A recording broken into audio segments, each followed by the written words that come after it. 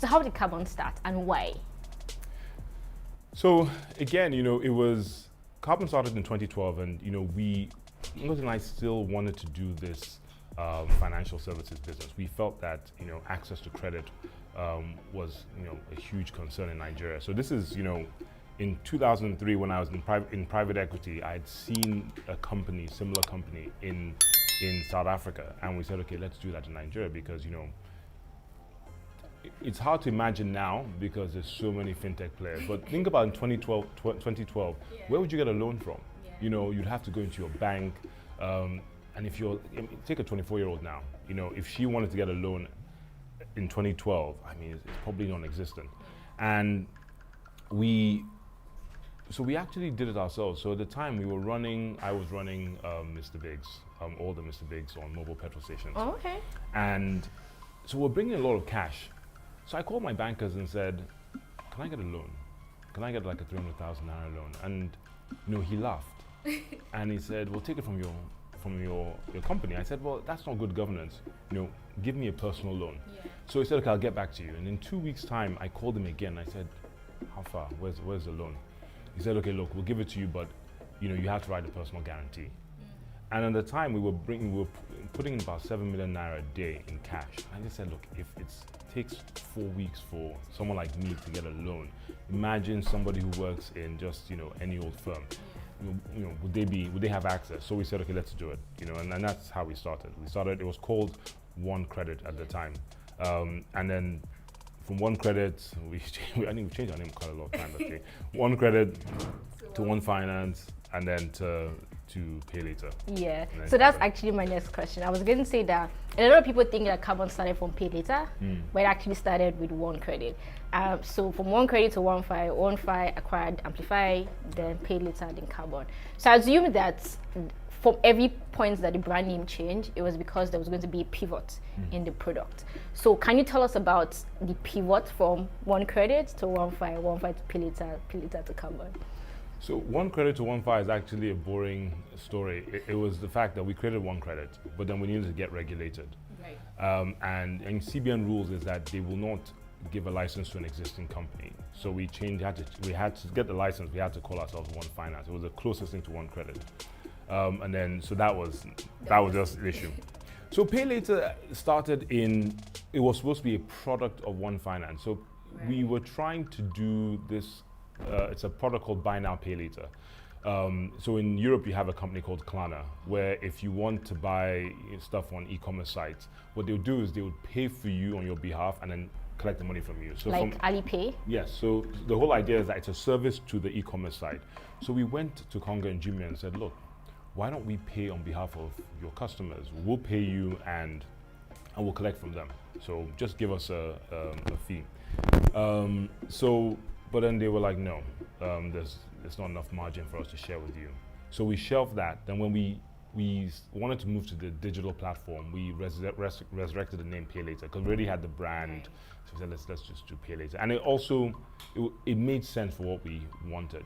Borrow, at the time was 30,000 naira and pay us later. So that was the reason. And then finally, when we started adding other products like savings, transactions, funds transfer, and we had our wallets, etc. Pay Later didn't reflect all our services. It was still this kind of loan product, but we were doing so much more. So Carbon for us was a more encompassing name. Carbon is everywhere. We want to be everywhere for our clients, so that's why we chose that. Do you think Carbon name is going to change again in another 2 years? I hope not. No, it's not. No, it's not. It will not change. Hello, my name is Palumi and you're welcome to Carbon.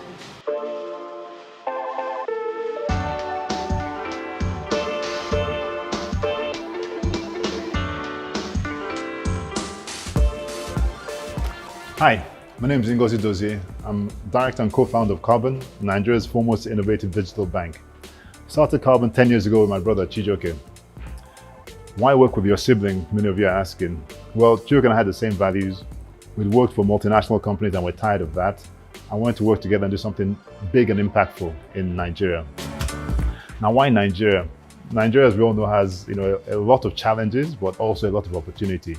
And the space we saw was consumer banking, where 10 years ago, less than 5% of people were able to access loans.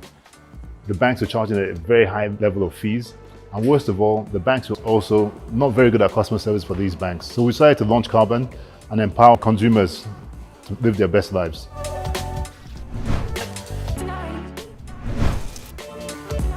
Hi, my name is Chijioke Dozie and I'm the co-founder of Carbon. I started Carbon 10 years ago with my brother Ngozi Dozie because we saw a huge opportunity in providing financial access to Nigerians. A lot has changed over the last 10 years at Carbon. When we started, we had a monoline business selling only loans via agents. The agents would go to consumers' offices and homes every day and only based in Lagos. We broadened this out to a digital platform where we can provide loans 24/7, any day of the week, at all times of the day, as long as the customer has a smartphone. The other thing that has changed is that we've gone from just providing loans to providing deposit accounts, high yield savings accounts, free bill payments, free transfers. We also provide a debit card, and recently we've just launched a new buy now pay later product called Carbon Zero that will change the way Nigerians make payments. So why the brand Carbon? Well, the element carbon is fundamental to human life. It's found everywhere in the world, and it's also a very versatile element. So you have carbon and graphite, which is soft and malleable. At the same time, carbon makes up diamond, the hardest material known to man. And so that's our brand promise. We want to be everywhere our customers go, play a fundamental role in their lives, and also provide versatile solutions for their issues, whether they're a student, architect, nurse, working mother. Why haven't we stopped? Our mission is to empower our customers. And so to the extent that they have new challenges, we'll just keep on going. Now, what motivates me personally? It's the humans of Carbon that I work with every day. It's the value we provide to our customers. And most importantly, it's the exciting things that we can do to provide more solutions to our customers. At Carbon, our buy now pay later product, Carbon Zero, is a key differentiating factor from other digital banks. With Carbon Zero, customers can spread their payments over 3 to 6 months at 0%. So that means that our customers can make, emergency healthcare expenditure, last minute travel expenses. So we invite our customers to buy anything, shop anywhere, and pay with Carbon Zero.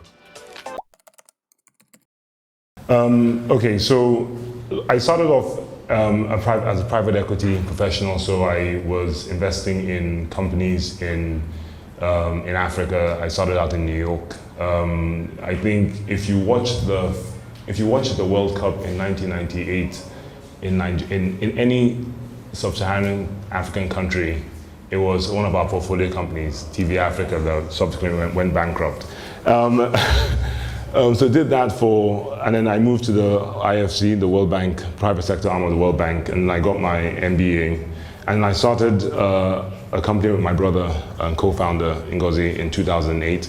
And we did a lot of things. We invested in some companies in Kenya, in Rwanda, in Nigeria.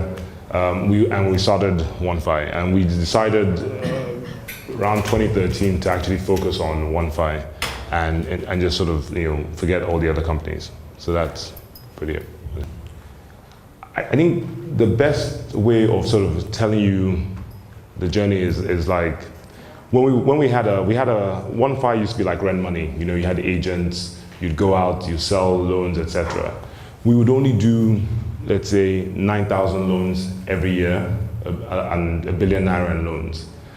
With Pay Later, and this is up to 2015. When we switched to Pay Later, we now get 7,000 applications a day. We disperse over ₦1 billion a month. So we've gone from 1 billion a year to 1 billion a month. We've done this year so far about over 400,000 loans. So when you look at, it's hard to judge exactly, but when you look at commercial banks, if you look at what they classify as retail lending, certainly tier 2 and tier 3 banks will do about 15 billion naira a year, if that, in lending. And yet with Pay Later, we're going to do about 15 billion this year, all automated, no human intervention. The only human intervention is in our customer success teams. But I mean, apart from when you download the app, when you apply, when you get an offer, when you get your loans dispersed, it is fully automated. And myself, Henry, anyone in the team, we have no say in how much you get. So I mean, for people who are complaining about not getting loans, I mean, there's been a period of time, over a year, when I used to demonstrate Pay Later to investors and I used to get rejected. You know, and in fact, if you look at my app right now, I applied for a 7,000 naira loan and I got rejected. You know, so I mean, it's, and I can't just go back to the office and say, guys, you know, I need to be approved. It's you know, it's what it is, yeah. That makes sense. So currently in Nigeria, what are some of like the most important trends shaping the lending and investment space in Nigeria? Like, what are you most excited about, and what has you worried? So what excites me the most about what we've been able to achieve is, I think when, you know, when young people or even, you know, anyone in the 25 to 45 space, if they want a loan, they don't automatically think a bank is my first choice. They actually think a fintech lender. So we've changed that mindset whereby, you know, you think, oh, I'm going to go to my bank to get a loan, because we all know they won't lend you money. So you're always thinking, Pay Later, rent money. So we've changed that dynamic. So I think that's very powerful. I think that's something maybe some banks don't realize, is that when it comes to loans now, Nigerians have choice, and it's not the banks. I think that there are certain other players out there that are also trying to change that mindset in terms of savings. And I think that's where, you know, the likes of Piggy Bank, Cowrywise, a few other, even us, Payvest, you know, we are hopefully changing that mindset. So it's, I think people have alternatives. That's you know, one thing I'm really excited about. I think what worries me the most is, you know, there's so many players out there, and you know, people want money, and I think sometimes our customers and, you know, people aren't discerning in terms of the quality of institution you're borrowing from, because not everyone is equal. So for instance, you know, one of the things we have done is, you know, at Pay Later, we believe that, you know, every customer's credit history is theirs. So if you borrow from us and you pay well, we believe it is only fair that we report that positive news to the credit bureau, so that if another lender or your bank looks at your credit history, they will see that you borrowed from Pay Later, you've paid well, you're a good customer.